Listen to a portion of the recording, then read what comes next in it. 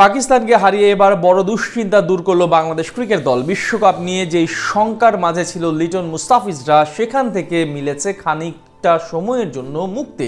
West ইন্ডিজকে পেছনে ফেলে এখন পৌঁছে গেছে সেরা 10-এ। সরাসরি ওয়ার্ল্ড কাপে যেতে হলে এখন মেলাতে হবে সহজ সমীকরণ। প্রথম ম্যাচে জয়ের পর টাইগারদের মাথা থেকে দূর হওয়া সেই দুশ্চিন্তা এবং সরাসরি 2027 বিশ্বকাপ খেলার সেই সমীকরণ নিয়ে বিস্তারিত থাকছে রিপোর্ট। একসময় ওয়ানডে ফরম্যাটে সবচেয়ে ভালো ছিল বাংলাদেশ ক্রিকেট দল। বলা হতো টাইগার ক্রিকেটারদের প্রিয় ফরম্যাট এটি, কিন্তু গেল 2 বছরে 50 ওভারের ম্যাচে বেশ বাজে সময় পার করছে লাল সবুজ প্রতিনিধিরা। বিশেষ করে মিডল অর্ডার থেকে 3 অভিজ্ঞ ক্রিকেটার মাহমুদুল্লাহ রিয়াদ, মুশফিকুর রহিম এবং সাকিব আল হাসান বিদায় নেওয়ার পর থেকে এক প্রকার অস্থিতিশীল পরিস্থিতির মধ্য দিয়ে যেতে হচ্ছে টিম টাইগার্সকে। এর মাঝে 2027 সালের বিশ্বকাপে সরাসরি খেলা নিয়ে পড়তে হয়েছে চরম অনিশ্চয়তার মাঝে।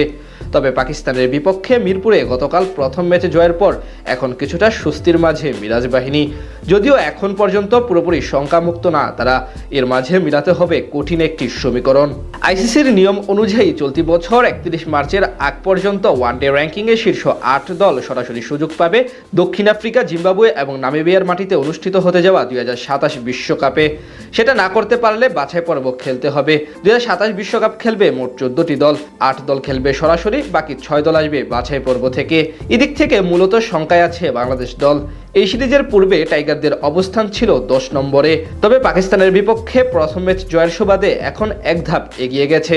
গতকাল ম্যাচে সফরকারী পাকিস্তানকে 8 উইকেটের বিশাল ব্যবধানে হারিয়ে সিরিজের শুভ সূচনা করেছে তারা, যার সুবাদে এখন বাংলাদেশের ওডিআই রেটিং বেড়ে হয়েছে 78, অর্থাৎ ওয়েস্ট ইন্ডিজের চেয়ে 1 পয়েন্ট এগিয়ে এখন 9 নম্বরে উঠে পড়ল টিম টাইগার্স। বিপরীতে 10 নম্বরে চলে গেছে ওয়েস্ট ইন্ডিজ। এখান থেকে আগামী ওডিআই বিশ্বকাপে টাইগারদের সরাসরি কোয়ালিফাই করতে হলে স্বাভাবিক নিয়ম অনুসারে উঠতে হবে 8 নম্বরে। তবে দক্ষিণ আফ্রিকার কারণে এখান থেকেও সুযোগ হয়ে যেতে পারে। আইসিসির আরেকটি নিয়ম হলো স্বাগতিক দেশ হিসাবে প্রোটিয়ারা যদি 31 মার্চ পর্যন্ত সেরা 8-এ থাকে তাহলে র্যাঙ্কিংয়ে 9 নম্বর দলও সুযোগ পাবে ডিরেক্ট কোয়ালিফাই করার জন্য। বর্তমানে 5 নম্বরে আছে সাউথ আফ্রিকা, যার সুবাদে বাংলাদেশ দল যদি নিজেদের এখনকার অবস্থানও ধরে রাখতে পারে তাহলে সরাসরি বিশ্বকাপ খেলার সম্ভাবনা রয়েছে।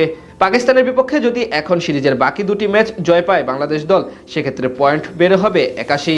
তখন ক্যারিবীয়দের সাথে পয়েন্ট ব্যবধান হবে 4, অর্থাৎ 31 মার্চের মধ্যে আর নিচে নামার সম্ভাবনা তেমন নাই বললেই চলে।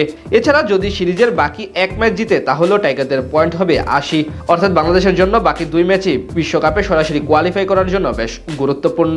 1999 সালে প্রথমবার ওয়ানডে বিশ্বকাপ খেলার যোগ্যতা অর্জন করেছিল বাংলাদেশ ক্রিকেট দল। এরপর থেকে এখন অবধি সবগুলো টুর্নামেন্টে বাছাই পর্ব বাদে অংশ নিয়েছে তারা। তাই এবার যদি সরাসরি কোয়ালিফাই করতে না পারে তাহলে নিশ্চিতভাবে সেটি বেশ লজ্জার কারণ হবে শান্ত মিরাজদের জন্য। আর সেই লজ্জা থেকে ওঠার জন্য পাকিস্তানের বিপক্ষে প্রথম ম্যাচ জয় দুয়ার খুলে দিয়েছে।